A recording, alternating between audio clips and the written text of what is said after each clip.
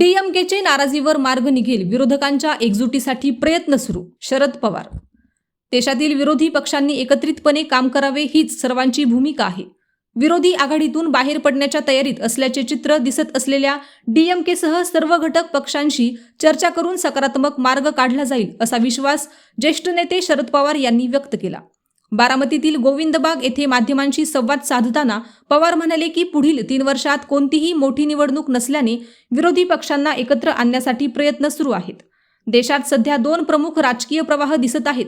एकीकडे पंतप्रधान नरेंद्र मोदी यांच्या नेतृत्वाखालील भाजप आणि त्यांच्या सहयोगी पक्षांचा गट आहे, तर दुसरीकडे त्यांच्या विचारांशी असहमत असलेले पक्ष आहेत. विधानसभा निवडणुकांमध्ये विरोधी पक्ष काही ठिकाणी एकत्र लढले, तर काही ठिकाणी स्वतंत्रपणे मैदानात उतरले.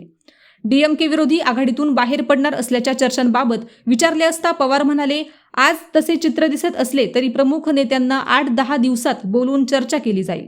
त्यातून निश्चितच काहीतरी मार्ग निघेल याची मला खात्री आहे. खासदार सुप्रिया सुळे ज्या बैठकीला उपस्थित आहेत ती बैठक आढावा घेण्यासाठीची असल्याचे सांगत कोणत्याही पक्षाने टोकाची भूमिका घेऊ नये हा संदेश बैठकीत मांडला जाणार असल्याचे त्यांनी स्पष्ट केले. राज्य सरकारच्या कर्जमाफी योजनेबाबत शेतकऱ्यांकडून येत असलेल्या तक्रारींवर बोलताना पवार म्हणाले की सरकारने ठरवलेल्या निकषांमध्ये काही अडचणी असतील तर त्यावर चर्चेद्वारे तोडगा काढता येऊ शकतो. कर्जमाफीतील कमतरता दूर करून अधिकाधिक शेतकऱ्यांना मदत कशी करता येईल यासाठी प्रयत्न होणे गरजेचे आहे. राज्यातील वादळी वारे आणि अतिवृष्टीमुळे शेतकऱ्यांचे मोठे नुकसान झाले आहे. ही वस्तुस्थिती नाकारता येणार नाही.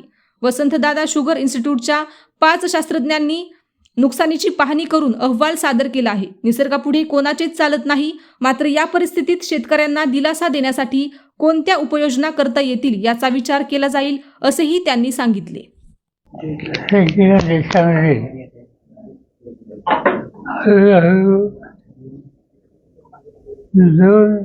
राष्ट्रीय दल एकत्र यायला लागले. त्याच्यामध्ये नरेंद्र मोदींच्या नेतृत्वाखाली भाजप त्यांचे सरकार, दुसऱ्या बाजूनं 3च्या धारा ज्यांना मंजूर नाही असे लोक आज एकत्र आलेले. खालच्या निवडणुका झाल्या काही राज्यात, त्याच्यात काही ठिकाणी एकत्र लढले, काही ठिकाणी वेगळे. पण निवडणुकीच्या आधी एकात्रता होते त्याच्यात थोडे बदल आहे. आणि विशेषतः डीएमके हे या आघाडीचं बाहेर पडतात असं स्वच्छ दिसते. आज तसं चित्र आहे. पण आम्ही लोक पुन्हा एक 18 दिवसांनी 15 दिवसांनी प्रमुख लोकांना बोलून त्याचा काहीतरी मार्ग काढू. मार्ग निघेल याची मला खात्री आहे. आजची जी मीटिंग आहे ती एक जनरल रिव्ह्यू घ्यायची मीटिंग आहे, आढावा घ्यायची. या मीटिंगमधून एकदम स्वतःची भूमिका कोणी घेऊ नये असं सूत्र मानलं जाईल. राष्ट्रवादी काँग्रेस पक्ष यांच्या वतीनं सुप्रिया सुळे यांना त्या मिटिंगला गेलेलं आहे. संध्याकाळपर्यंत त्याचा आउटकम काय हे कळेल आणि त्यानंतर आम्ही दिल्लीमध्ये बसून त्याचा मार्ग काढून हे काम पुढे घेऊ. आता जवळपास पुढचे 3 वर्ष निवडणुका नाही आहेत आणि त्याला वेळ हातात आहे. त्या सगळ्यांना एकत्र त्याच्यात सत्य आहे, पण त्याच्या अटी घातलेल्या आहेत. त्या अटी थोड्या अडचणीच्या आहेत. पण गव्हर्नमेंट एखादा निकाल घेतला त्याचं सूत्र हे लोकांना मान्य नसतं. पण अशीच गव्हर्नमेंटची तयारी हा निर्णय घ्यायचा आहे आणि त्यावेळेस कसा निर्णय त्यांनी घेतला तो अधिक उपयोगी नसेल तर लोकशाहीमध्ये गव्हर्नमेंटशी सुसंवाद साधून त्याच्यात दुरुस्ती कशी करता येईल यासाठी प्रयत्न करणं तिची आवश्यकता असते.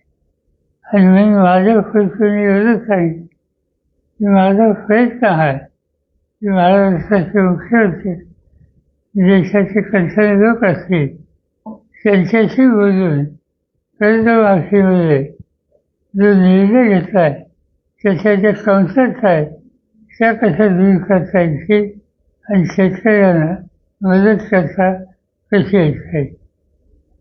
त्याच्यात काही कमतरता आहे म्हणून लगेच फेकून द्यावं मंजूर नाही ही चोखाची भूमिका आज घ्यायची नाही.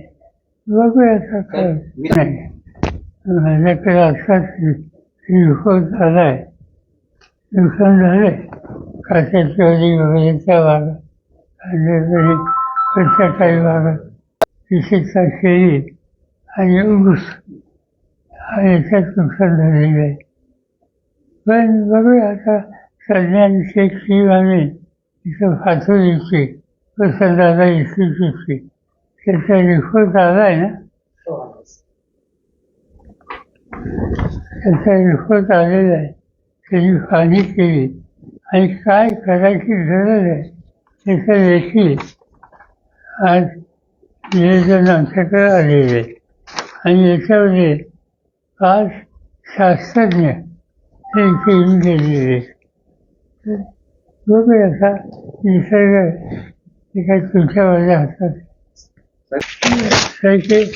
काही भागात अडकाच्या होतात ती वस्तुस्थिती चालण्यात असं नाही. विशेषतः यवतमाळ या ट्रॅकमध्ये तर त्याच्यात आणखीन काही सुधारणा करायची असेल त्याचा आमचा अंदाज 2 आहे. एक सामंजस्याने प्रश्न सोडवण्याचा प्रयत्न करणं आणि 2 ते होत नसेल तर लोकशाहीच्या चौकटीत बसून संघर्ष असा त्याचा फायदा भाग आहे. त्याच्यात मदत असते. अशाच नवनवीन बातम्या पाहण्यासाठी बारामती वार्तापत्र चॅनलला लाईक करा, शेअर करा, सबस्क्राईब करा आणि बेल आयकॉन प्रेस करा.